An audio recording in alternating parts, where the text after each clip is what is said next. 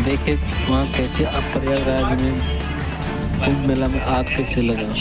नमस्कार, मैं हूं सैयद सुहेल और आप देख रहे हैं आपका नंबर 1 शो ये भारत की बात है। उम्मीद करते हैं आप सभी पूरी तरह से फिट होंगे और बहुत बहुत सेहतमंद होंगे। और आइए शुरुआत करने जा रहा हूं आज की पहली सबसे बड़ी खबर के साथ। और पहली बड़ी खबर है, पूरी दुनिया की निगाहें इस वक्त महाकुंभ पर है। महाकुंभ में आज 1 करोड़ लोग मौजूद थे और उस वक्त महाकुंभ में लग गई आग। लेकिन ये आग हादसा है या फिर कोई साजिश है, सवाल ढेरों उठ रहे हैं। ये महाकुंभ की आप तस्वीर देख रहे हैं, रोज लाखों करोड़ों लोग महाकुंभ में पहुंच रहे हैं। आज खुद 1 करोड़ लोग महाकुंभ में मौजूद थे। हुआ क्या महाकुंभ में, मैं आपको बताऊं, अगली तस्वीर देखिए। महाकुंभ में करोड़ों लोग आ रहे हैं तो हजारों तंबू लगे, हजारों टेंट लगाए गए हैं। लोग आ रहे हैं, रुक रहे हैं, अखाड़े के लोग रुक रहे हैं, महामंडलेश्वर रुक रहे हैं, साधु संत इसमें रुक रहे हैं। इन्हीं तंबुओं में लग गई आग। तस्वीर देखिए अगली, ये तस्वीर आप देख रहे हैं, तंबुओं में जिस वक्त आग लगी उस वक्त की तस्वीर आप देख रहे हैं। बताया जा रहा है 200 तंबू जलकर खाक हो गए आग लगने के बाद।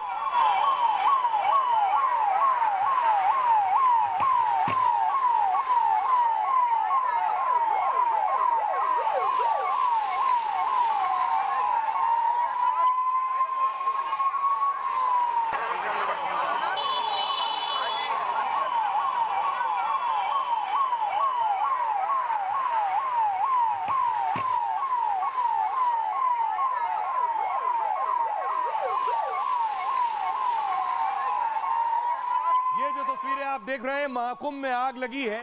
बताया जा रहा है सिलेंडर फटा है, उसके बाद ये आग लगी है। लेकिन योगी आदित्यनाथ महाकुंभ में ही मौजूद थे उस वक्त जिस वक्त आग लगी। योगी खुद महाकुंभ में जायजा लेने पहुंचे हुए थे।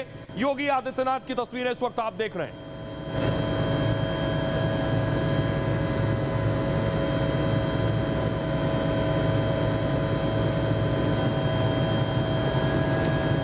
योगी महाकुंभ का खुद जायजा ले रहे थे, लेकिन आग लगी है रेलवे ब्रिज के नीचे जो तंबू लगे थे। देखिए रेलवे ब्रिज ऊपर से जाता दिखाई दे रहा है, नीचे जो टेंट लगे हैं उसमें ये आग लगी है।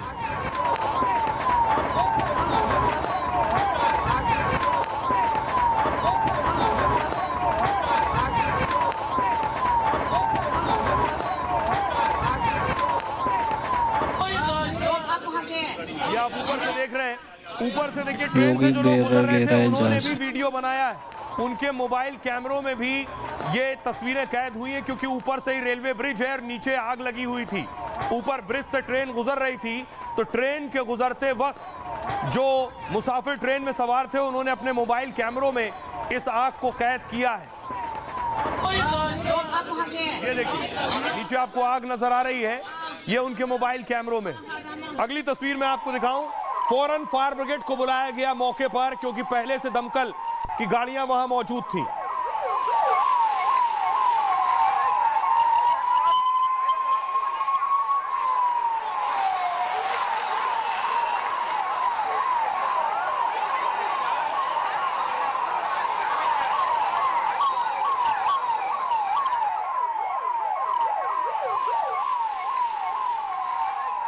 फायर ब्रिगेड मौके पर पहुंची और उसके बाद योगी आदित्यनाथ खुद महाकुंभ में थे तो योगी खुद उस जगह पर पहुंचे जहां आग लगी थी।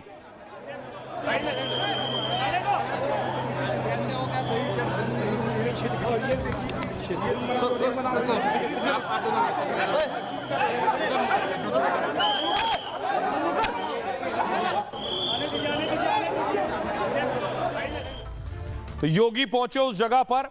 यह खबर दिल्ली तक पहुंच चुकी थी। प्रधानमंत्री नरेंद्र मोदी ने, जानकारी है कि पीएम मोदी ने योगी आदित्यनाथ को फोन लगा दिया। महाकुंभ में जो कुछ हुआ, जो आग लगी, उसकी जानकारी पीएम मोदी ने योगी से ली। इस बीच साधु संत उन तंबुओं में रह रहे थे। अगली तस्वीर में आपको दिखाऊं, एक साधु संत के 1 लाख रुपए रखे थे, वो रुपया जलकर खाक हो गया है। ये आप देख रहे हैं, नोट पूरी तरह से जल गए हैं। लगभग 1 लाख रुपया बताया जा रहा है जो जल गया है।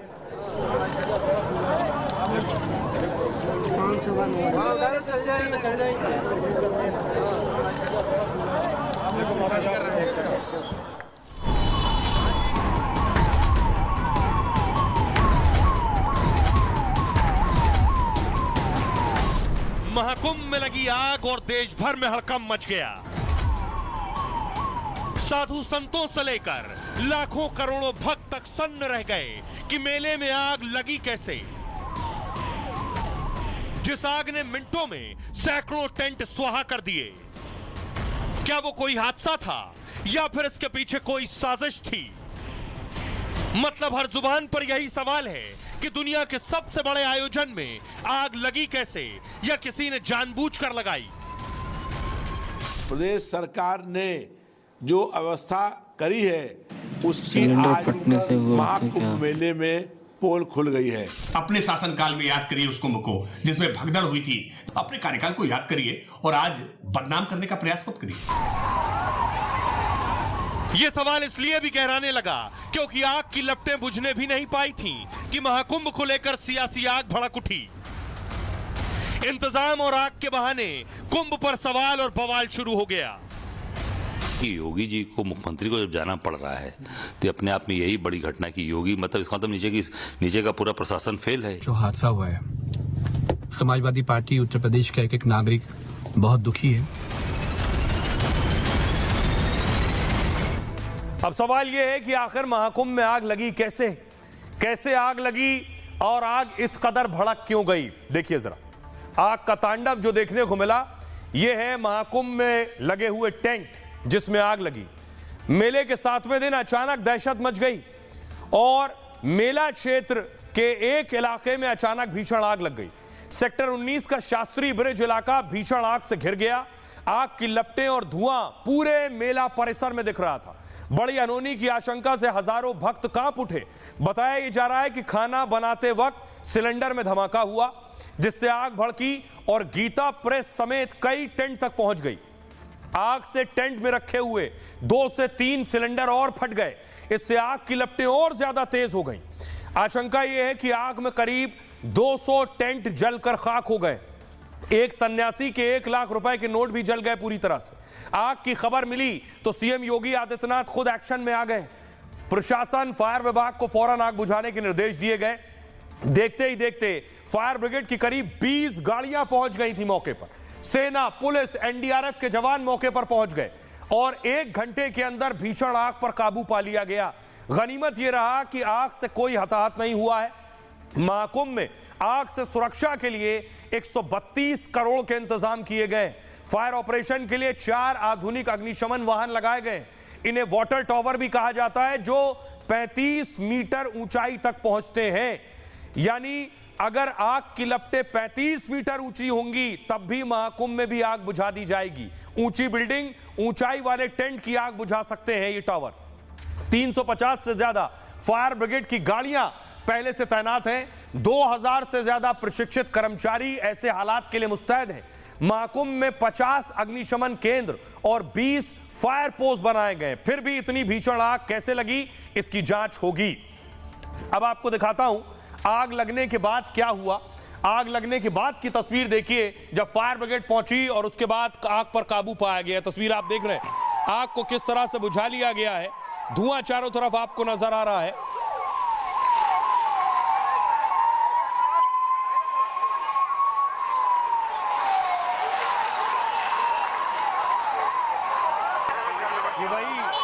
ये वही रेलवे ब्रिज आप देख रहे हैं जिसके ऊपर से ट्रेन जा रही थी। बताया जा रहा है जो लोग ट्रेन से जा रहे थे सबसे पहले उन्होंने ही आग को देखा, अपने मोबाइल कैमरे में कैद किया। उन्होंने ऊपर से तंबुओं में आग लगते हुए देख ली थी।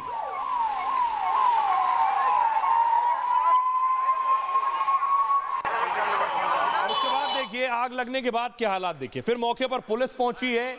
पुलिस ने जाकर जांच की है कि क्या कुछ नुकसान हुआ है।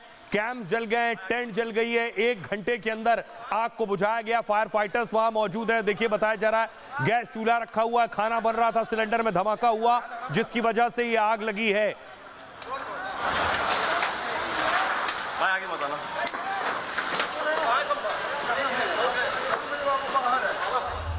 और आइए आपको सुनवाता हूं, सुनिए जरा क्या कुछ कह रहे हैं एडीजी और ऊर्जा मंत्री।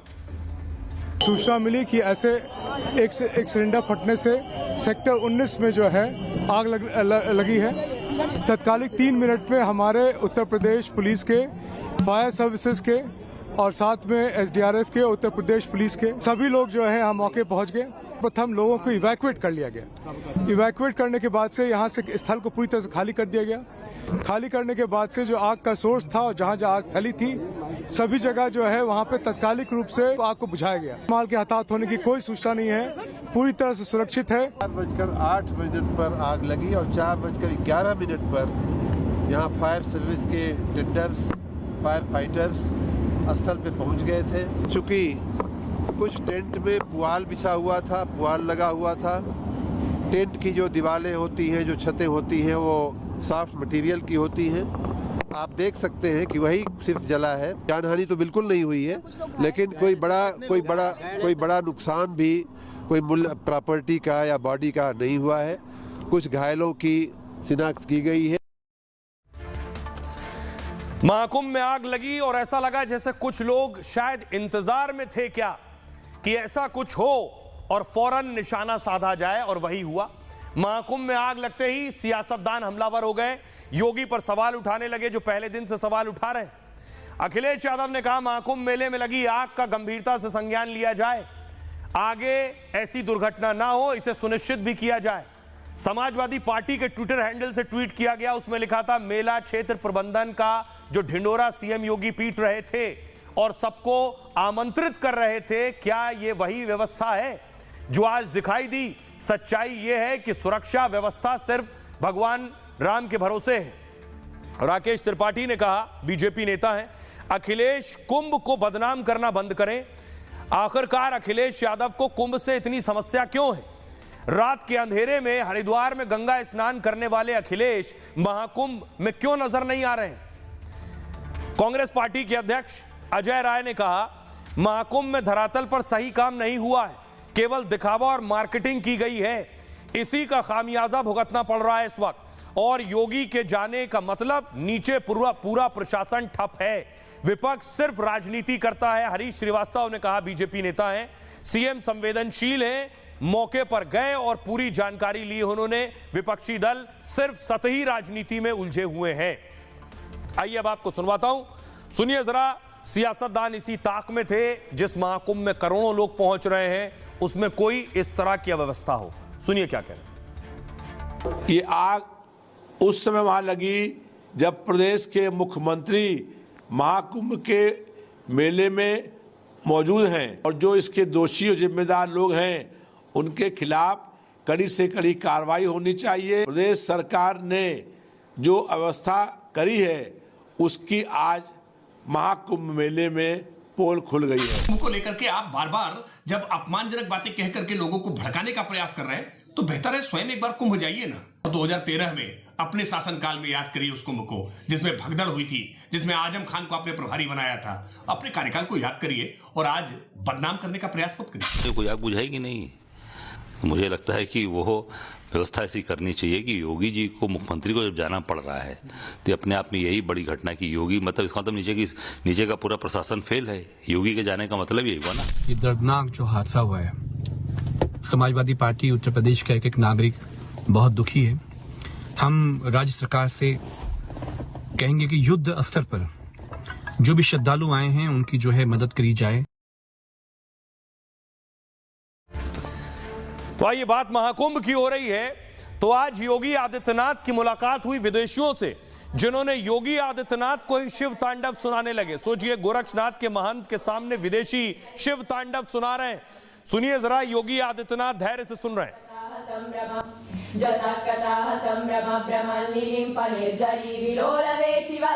विराजमान मुर्दरी धगत धगत धगत ज्वलल्ललाट पत्त पावके किशोर चंद्रशेखरे रति प्रतीक्षणं मम धराधरेन्द्र नंदिनी विलास बंधु बंधुरा स्फुरत् दिगंत संतति प्रमोदमान मानसे कृपाकटाक्ष धोरणी निरुद्ध दुर्धरा पदीप चित्तिगंबरे मनो विनोद मेतु वस्तुनि जदा भुजंग पिंगल स्फुरत् नामनि प्रभाकरं कुंकुमद्रव प्रलिप्त दिग्वधो मुखे मदंत सिंधुर स्फुरत् वगुत्तरीय मेदुरे मनो विनोद मत्तरि ओम नमः शिवाय।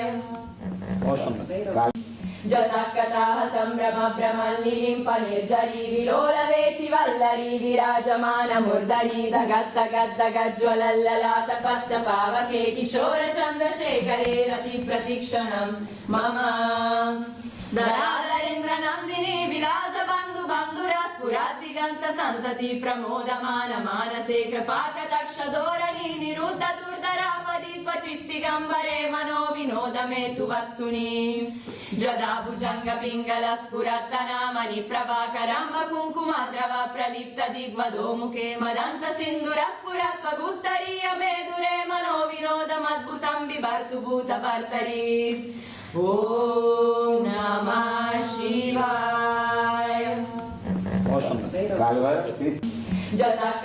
योगी आदित्यनाथ को आप सुन रहे थे, वो भी सुनकर बहुत खुश थे। अगली तस्वीर में आपको दिखाऊं, योगी आदित्यनाथ फिर महाकुंभ पहुंचे। ये तस्वीर आप देख रहे हैं, मोरारी बापू के कैंप में गए, उनसे मिले, दूसरे साधु सन्यासियों से योगी आदित्यनाथ ने मुलाकात की।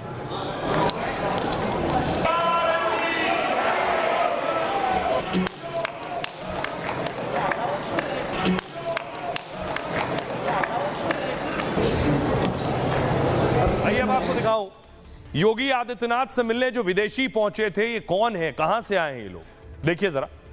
दरअसल ये हैं वो विदेशी महिलाएं। महाकुंभ में दुनिया भर से विदेशी श्रद्धालु लगातार पहुंच रहे हैं और इटली से भी महिलाओं का प्रतिनिधिमंडल प्रयागराज आया। ये सब इटली से, इटालियन है। महाकुंभ में स्नान के बाद ये प्रतिनिधिमंडल योगी आदित्यनाथ से मिला। इसी दौरान इन्होंने सीएम योगी के सामने शिव तांडव सुनाया और इसके साथ ही योगी के कार्यालय में रामायण का पाठ भी किया। विदेशी महिलाओं की आस्था देखकर योगी बहुत खुश दिखे। महाकुंभ आयोजन पर प्रतिनिधिमंडल ने योगी की तारीफ की। प्रतिनिधिमंडल की महिलाएं इटली में ध्यान योग सेंटर चलाती हैं ये, और महाकुंभ में अब तक दुनिया से 7,000 से अधिक संस्थाएं आई हुई हैं, जबकि अभी करीब 1 करोड़ लोग प्रयागराज में मौजूद हैं। सिर्फ इतना ही नहीं, उन्होंने श्री राम का भी एक भजन सुनाया। योगी आदित्यनाथ के सामने गाना प्रस्तुत किया, ये देख रहे हैं आप। योगी आदित्यनाथ मौजूद थे और इटली से जो प्रतिनिधि आया है वो उन्हें ये सुना रहा।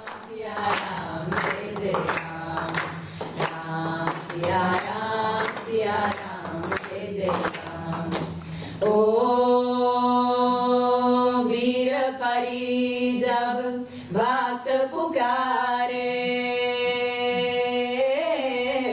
दूर करो प्रभु दुख हमारे, दशरथ की गर्दन में राम सिया राम जय जय राम। ओ विश्वामित्र मुनीश्वर आए, दशरथ भूप से वचन सुनाए, संग में भेजे लक्ष्मण राम। राम सिया राम जय जय राम। ओ वन में जाए तारका मारी, चरण छुआए अहिल्या तारी, ऋषियों की दुख हरते राम। राम सिया राम जय जय श्री राम। तो आप चौपाई सुन रहे थे रामचरितमानस की। योगी आदित्यनाथ खुद भी सुनने के बाद प्रसन्न हो गए। अब आपको सुनवाता हूं, योगी आदित्यनाथ ने जब शिव तांडव और ये सुना, उसके बाद क्या कह रहे हैं, जरा वो सुनिए। पास यूरोप से जुड़े हुए कुछ पर्यटक आए। प्रयागराज की महिमा का गान किस भाव के साथ कर रहे, श्रद्धा का भाव था। देखिए, वे हिंदी नहीं जानते, संस्कृत नहीं जानते, लेकिन हिंदी की चौपाई को, हिंदी की यानी संस्कृत के मंत्रों को, अवधि की चौपाइयों को और सनातन धर्म से जुड़े हुए स्त्रोत और मंत्रों को किस लय के साथ सस्वर वे लोग गा रहे थे, और माँ गंगा और यहाँ के धामों के बारे में कितनी श्रद्धा का भाव उनके अंदर देखने को मिल रहा था। यह विभूत करने वाला है, और यही तो आदरणीय प्रधानमंत्री जी का संदेश है। महाकुंभ का एक ही संदेश, एकता से ही अखंड रहेगा यह देश। पर अब आपको दिखाता हूं, एक मुख्यमंत्री आज महाकुंभ में पहुंचे थे स्नान करने के लिए संगम में। इन्हें पहचान रहे हैं आप, ये राजस्थान के मुख्यमंत्री भजन लाल हैं जो प्रयागराज पहुंचे और संगम में डुबकी लगाई।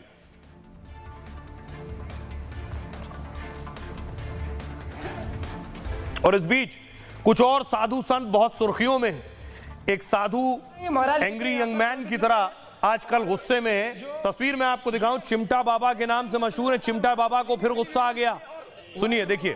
आप देख पाएंगे महाराज कितने यहाँ पर क्रोधित लग रहे हैं और जो ये देख पाएंगे आप लगातार महाराज जी है जी बदनाम कर दे हमको, हम कर दे नीचवाल ने, ये नीचवाल बदनाम कर चुका है संत को। ये लोकल को भगाओ यहाँ से, ये लोकल कहाँ से आ गए हैं, ये माधव तब से समझते ही नहीं, समझते ही नहीं। मिलेंगे अगली वीडियो में से और वायरल बाबा से। आप देख पाएंगे महाराज कितने यहाँ पर क्रोधित लग रहे हैं और जो ये देख पाएंगे आप लगातार महाराज जी है जी बदनाम कर दे हमको, हम कर दे नीचवाल ने, ये नीचवाल बदनाम कर चुका है संत को। ये लोकल को भगाओ यहाँ से, ये लोकल कहाँ से आ गए हैं, ये माधव तब से समझते ही नहीं। तो ये चिमटा बाबा बहुत मशहूर हो गए। इनके एक और तस्वीरें मैं आपको दिखाऊं, इससे पहले भी कुछ लोग इन्हें जा रहे हैं परेशान करने के लिए या तस्वीरें खींचने के लिए। तो कहते हैं सब दिखाएंगे, चलो सबको काफी बातें करेगा सारा, इसी में कर में तुम्हें देख रहा था। हाँ साला दिख रहा संतों को फाटे गलत बोलने का मार तो चिमटा।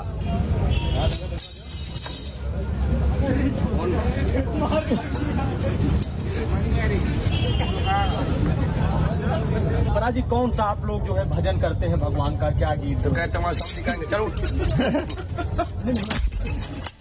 आइए अब इनके बारे में आपको बताऊं, ये चिमटा बाबा कौन है और इन्हें इतना गुस्सा क्यों आ रहा।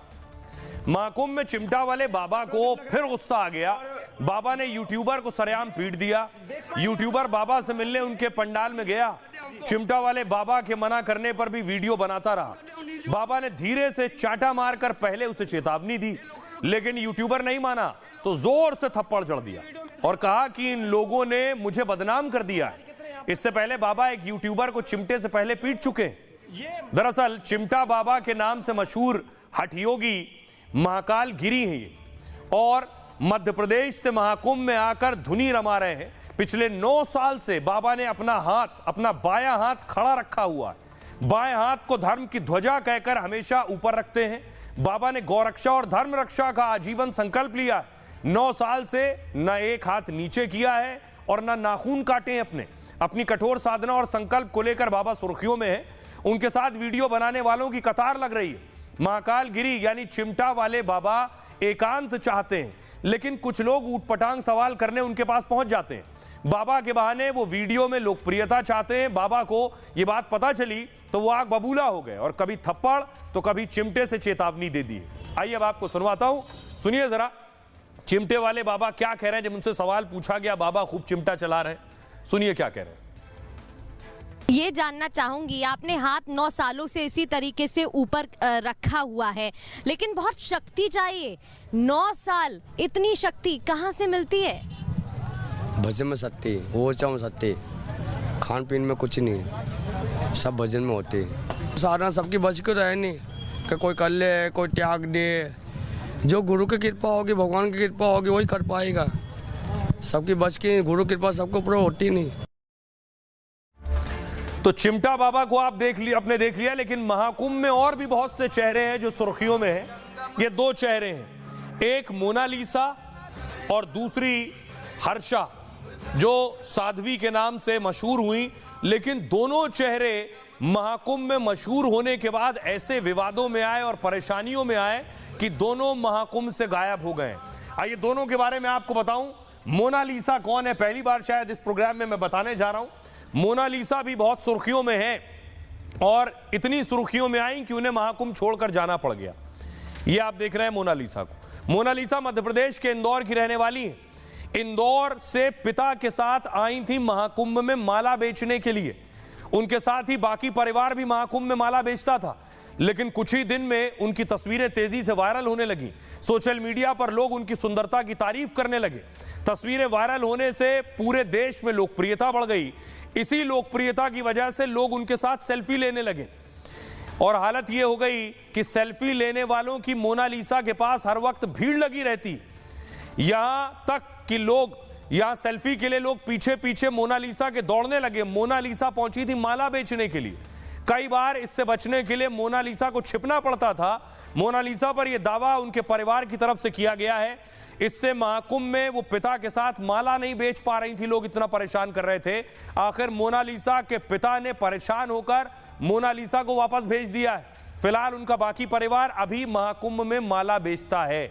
दूसरी है हर्षा, 30 साल की हर्षा रिछारिया उत्तराखंड की रहने वाली है और महामंडलेश्वर कैलाशानंद गिरी की शिष्या है। 2 साल पहले अपने गुरु से दीक्षा ली थी। पेशवाई में निरंजनी अखाड़े के रथ पर नजर आई। सोशल मीडिया पर उन्हें सुंदर साध्वी भी कहा जाने लगा, लेकिन उनके साथ सेल्फी वीडियो शूट करने वालों की भीड़ लगने लगी। हर्षा लोकप्रिय हुई तो उन पर कुछ लोग सवाल भी उठाने लगे। कुछ संतों ने रथ पर बैठने और भगवा वस्त्र पहनने पर आपत्ति जता दी। शंकराचार्य अविमुक्तेश्वरानंद ने भी रथ पर बैठने का विरोध किया। विवाद इतना बढ़ गया कि एक वीडियो में हर्षा रोते हुए नजर आई थी। परेशान होकर उन्होंने महाकुंभ छोड़ने का ऐलान कर दिया। इसके साथ ही उन्होंने कहा कि वो अभी साध्वी तो नहीं बनी है, लेकिन मैं धर्म और सनातन संस्कृति को जानने महाकुंभ में आई थी। मुझे इस लायक भी नहीं छोड़ा गया कि पूरे महाकुंभ में रुक सकूं। वो महाकुंभ जो जीवन में एक बार आएगा वो भी मुझसे छीन लिया। मेरे साथ जिन्होंने ये सब किया है उनको पाप जरूर लगेगा। आइए अब आपको सुनवाता हूं, दोनों को सुनिए। मोनालिसा जो मध्य प्रदेश चली गई, हर्षा जो महाकुंभ छोड़ चुकी हैं, क्या कह रही हैं? आपको कैसा लगता है लोग फोटो खिंचवाते थे आपके पास? अच्छा नहीं लगता। अच्छा नहीं लगता। अच्छा नहीं लगता। अच्छा नहीं लगता। अरे दिन भर फोटो ही फोटो खींचते रहते हो भैया। ये और भी लड़कियां हैं, मेरे से बहुत खिंचाते, दिन भर फोटो माला भी नहीं बेचते। रिछारिया और इस वक्त मैं हूँ प्रयागराज की पावन धरा पे, जहाँ पे पूर्ण भव्य महाकुंभ चल रहा है और जहाँ पे हर किसी ने मेरे नाम का एक शोर मचा दिया है। लेकिन उसके साथ ही मैं धन्यवाद करना चाहती हूँ उन पूरे महात्मा संत तपस्वियों का जो मेरे पक्ष में मेरे लिए इस वक्त खड़े हुए हैं, जो अपना आशीर्वाद अपना प्यार मेरे साथ बना के रख रहे हैं, जो मेरे हाथ को थाम के रख रहे हैं, जो एक बेटी की तरह एक पिता की तरह मेरी हिफाजत कर रहे हैं। उन सब का धन्यवाद। हर हर महादेव। आइए अब आपको दिखाता हूं कि आखिर किस तरह से महाकुंभ में हजारों लोग नागा साधु बनने पहुंच गए। जी हां, ये तस्वीरें मैंने आपको पहले दिखाई थी नागा साधुओं की। अखाड़ों से जिस दिन अमृत स्नान था उस दिन नागा साधु निकल कर आए थे और स्नान करने पहुंचे थे और सबसे ज्यादा चर्चा का विषय नागा साधु थे। लोग जानना इनके बारे में चाह रहे थे। लेकिन अब खबर यह है, अगली तस्वीर देखिए जरा, हजारों लोग पहुंच गए नागा साधु बनने के लिए। ये जो आप देख रहे हैं लोगों को, ये सब नागा साधु बनने पहुंचे हैं। इतना क्रेज है, इतना ज्यादा लोगों का लगाव और जुड़ाव नागा साधुओं के साथ कि 20 से 25 हजार नागा साधु बन रहे हैं। अगली तस्वीर देखिए जरा, महिलाएं भी पहुंची हैं साध्वी बनने के लिए। यानी न सिर्फ पुरुष बल्कि महिलाएं भी सब कुछ त्याग कर नागा साधु बनने के लिए पहुंची हैं।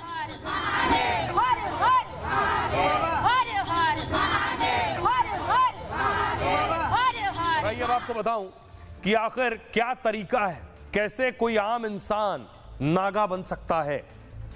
महाकुंभ में एक साथ 20 से 25 हजार नागा साधु बन रहे हैं। इसमें जूना अखाड़े से लेकर निरंजन अखाड़े के साधु हैं। नागा साधुओं को सनातन धर्म का रक्षक भी कहा जाता है। लेकिन युवा साधकों के नागा साधु बनने की प्रक्रिया बहुत कठिन है। संगम घाट पर साधकों ने 7 पीढ़ियों का पहले पिंडदान किया, फिर गंगा में 108 डुबकी लगाकर संकल्प लिया है। आमतौर पर नागा बनने की उम्र होती है 17 से 19 साल। नागा बनने के 3 स्टेज हैं, महापुरुष, अवधूत और दिगंबर। महापुरुष नागा बनने का शुरुआती कदम है। नागा साधु बनने के लिए अखाड़े में आवेदन देना होता है। अखाड़ा साधक को पहले नागा बनाने से मना कर देता है। साधक नहीं मानता तो उसके घर जाकर पूरी पड़ताल करता है। घर वाले मान जाते हैं तब रिकॉर्ड देखकर अखाड़े में लेते हैं और अखाड़े में करीब 6 महीने तक परख अवधि होती है उनकी, इसमें जिन्हें घर परिवार की याद आती है वो लौट जाते हैं। जो सन्यासी के लिए तैयार होते हैं वो महापुरुष कहलाते हैं। उनके गुरु उनकी चोटी को काट कर इसका ऐलान करते हैं। नागा साधु बनने की दूसरी स्टेज अवधूत की है। इसमें साधक परिवार और पीढ़ियों का पिंडदान करता है। वो खुद का भी पिंडदान कर मोह का त्याग कर देता है। पिंडदान के बाद धर्म ध्वजा के नीचे युवा साधक घंटों बैठते हैं। ठंड हो या फिर गर्मी, बिना खाए पिए रहने का अभ्यास कराया जाता है। फिर वो अपने गुरु यानी महामंडलेश्वर का इंतजार करते हैं और ब्रह्म मुहूर्त यानी सुबह 4 बजे गुरु मंत्र और दीक्षा मिलती है। ये तो नागा साधु बनने की साधना का अगला कदम भर है। अगले 10 से 12 दिन तक ऐसी कड़ी साधना चलती रहती है। मौनी अमावस्या के दिन फिर इन्हें नागा साधु बनाया जाता है। ये तीसरी और नागा साधु बनने का आखिरी और कठिन चरण है। साधक कुंभ स्नान से पहले 24 घंटे व्रत रखता है।